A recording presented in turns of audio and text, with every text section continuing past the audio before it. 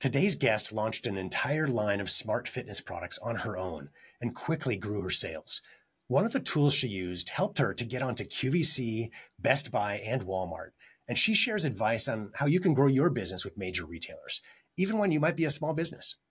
Are you looking for new ways to make your sales grow? You've tried other podcasts, but they don't seem to know.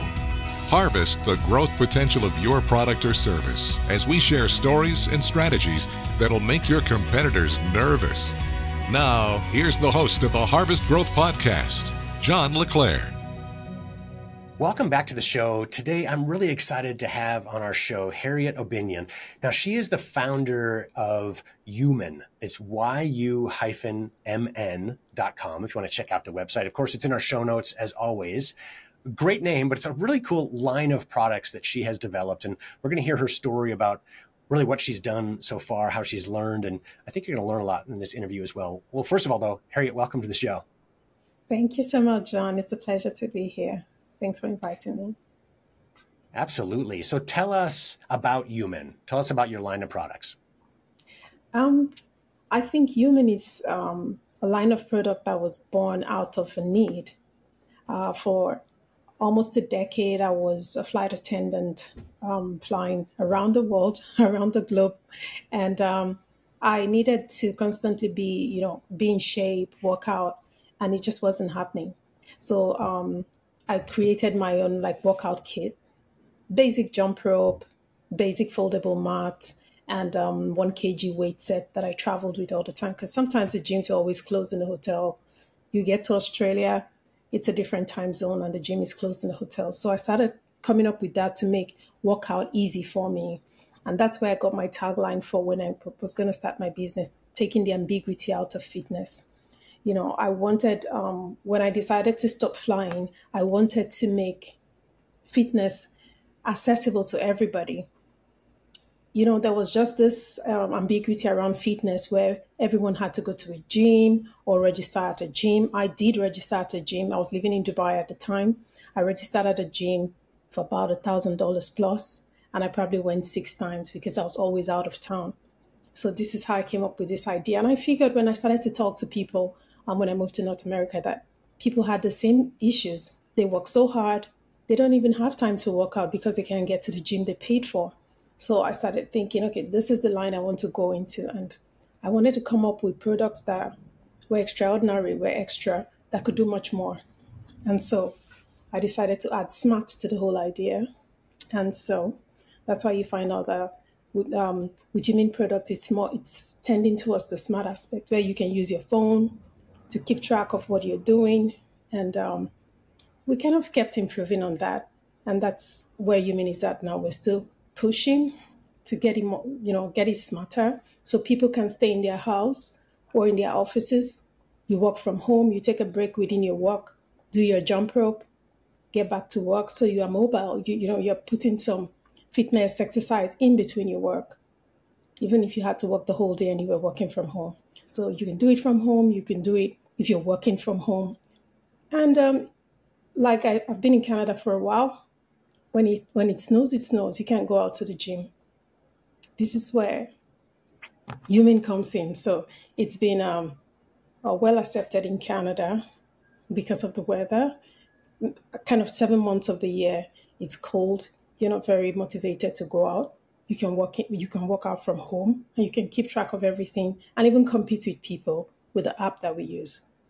So that's just a little history and kind of bring you forward to where we are right now. And I personally use a few of your products. I can share with our audience. You've got some compression socks, which are really comfortable compression socks, and not as, I don't know, some are hard to put on and can become uncomfortable, but they're really well designed and extremely soft. But the 2 smart products that I personally use on a regular basis are a smart jump rope. And I love that it comes with both options. You can quickly change between a real jump rope and then one with, but probably a better way to say this, but the ball, the little balls that are like a 6-inch ending and they go around. So you're not actually hitting the floor. Or when I like to work out in my room sometimes in the morning or evening, after getting up or before bed or whatever, like a jump rope will hit the ceiling or stuff around you, but the little balls on the side obviously don't, right? It makes it much easier to do anywhere. When I travel in a hotel room, super simple. and it keeps track of how long you go, how many jumps you've done, et cetera. And then the other one that I love is the smart yoga mat. So it's a super premium. I'm not a big yoga person personally, but it's a yoga mat, but it has other exercises built into it, planks and push-ups and sit-ups that are basically tracked very easily. Just you move a little device to the little icon and okay, now it's push-ups, now it's planks. And I think the similarity between the two are, for one, very high quality. Like I've used a lot of yoga mats over the years for various exercises. And it's, to be honest, the best quality, thickness, softness mat that I've really ever used. But I love personally that these products are smart, but simple. A lot of smart products, when you connect, you're like, I don't want to do fitness where I've got to connect this complex app and it takes a bunch of steps and processes in order to get it done. But yours is really easy. Fire up the app, boom, you go, you're ready. It's smart, but also simple. And it's a great combination. I do, again, encourage our audience. You can learn more about the products at the website, yu-mn.com, pronounced human, like human. Let's talk more about the business now. So you started small. You talked about how you generated the ideas originally, but you also moved very quickly to get these products to market. And they're not, simple products you can just make out of your garage or your back room. There's a lot of work that goes into designing packaging that's beautiful and the products themselves that are so functional and so much to them. How did you get all this done so quickly? I think I started just before COVID, and COVID validated the idea. So I was locked in throughout COVID, nothing to do. So I threw myself into building Human. But that being said, you could build and not put it out there. You could build and continue to build and continue to build and not put it out there. One of the advantages I had is that I had a little bit of a background in logistics. So I knew how to, find my way around having samples made for the ideas that I had. Then I started to look for opportunities, and I wasn't looking for everything to get perfect before I put it out there. So when I built and I created the first set of samples and they were up to standard, I knew I'd not reached where I was going, but I knew it was good enough for the market. I judged that it was good enough for the market. I checked with people who tried the product out for me, and they felt it was good enough for the market. And I went to the market. I had more ideas, but I didn't have the resources to take it to that level. So, one thing I also noticed is that a lot of times you listen to a lot of motivational talks, you listen to a lot of entrepreneurs, and there's a huge list of what needs to be done to bring a product. But then again, you have to personalize your own experience. You have to take what you need and get to market as quickly as possible. So I looked for opportunities that showcased what I had at the very barest minimum price or for free. And so that brings me to how I got into Amazon. I really did my research. I asked questions. I figured, where would you buy something if you wanted to buy something right now? And every person was answering Amazon. And it was the lockdown. People were at home. So I figured, I think that's where I need to be first, because nobody knows me. I'm a new brand. So it's a great way to start. It's obviously during the pandemic, Amazon, it's been big for a while, but it exploded and really has continued. And it continues to be, and really has been for years, a great place to launch, depending on the type of product you have, but certainly a channel to be on. But it's important to not be the only channel, right? As you've learned through this, you can't have all your eggs in one basket or be controlled by one marketing channel. And since then, you've had great success in getting into other various marketing channels. And I think you mentioned to me, it all started, or some of it at least started, with your connection to RangeMe. So maybe could you explain a little bit about that, and especially for our audience that may not be familiar with what RangeMe is? Absolutely. So after Amazon, I moved to RangeMe when, I always, I advised a few times when I talk to fellow entrepreneurs, take it bit by bit. You're too small to do everything at the same time. You cannot afford it. You're just one person, you're going to burn out. So I started off with Amazon, tried to outsource what I could and do what I could do by myself.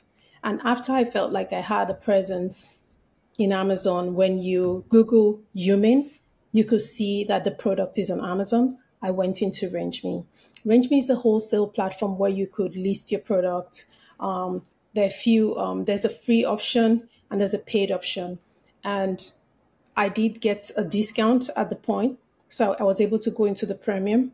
And when I got on the premium of RangeMe, I got even more, more visibility. So that's how I got like the big companies like Walmart and Best Buy and QVC. They have kind of like an open call for product. So you put yourself in like, okay, I've got this product. You list the product you want to showcase with them, depending on the kind of products they're calling for. It's a wholesale platform and wholesalers come there to look for product. And trust me, these brands are looking for products all the time. They're looking for something fresh to put on their shelves.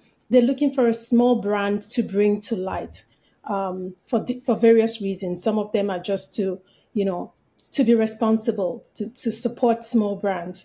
And some of the reasons are just to put fresh products on their shelves. So if you put yourself out there, they'll find you. And they did pick me, and I had the opportunity to pitch to RangeMe, to QVC HSN, to Best Buy, and on all occasions I was I don't like to use the word lucky, but again, because lucky is being prepared and meeting with the right opportunity. So I'll just use I can use the word lucky now that I've explained how I see it.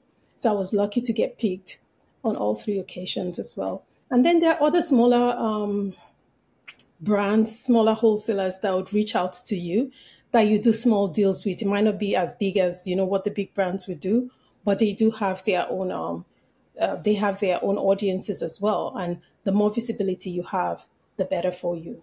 Don't underestimate any visibility. You'll be surprised whose hands your product will get into.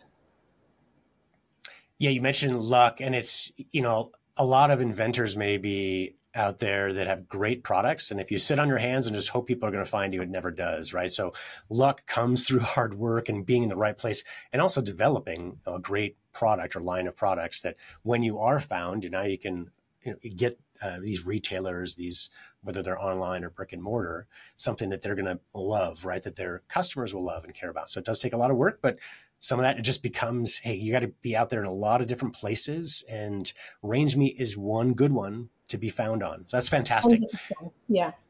And what's next for your business? At this point, I think we're really working hard at creating our own fitness app.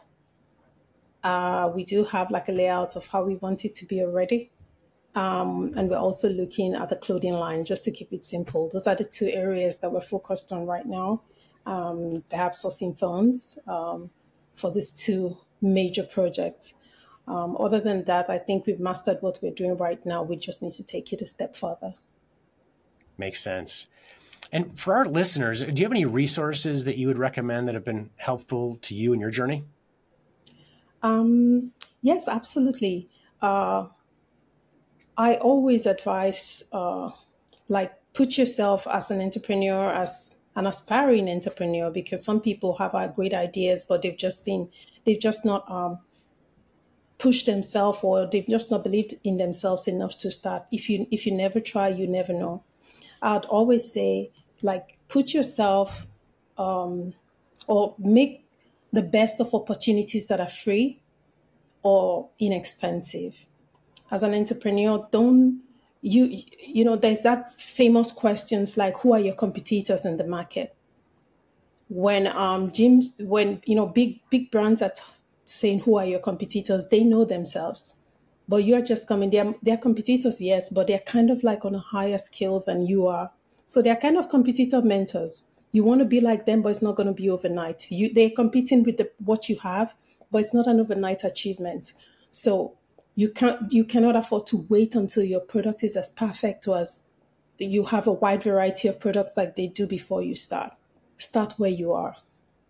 And look for partnerships like podcasts, look for partnership like mentorship and accelerator programs where people can hear your story, because there's power to the story behind your brand.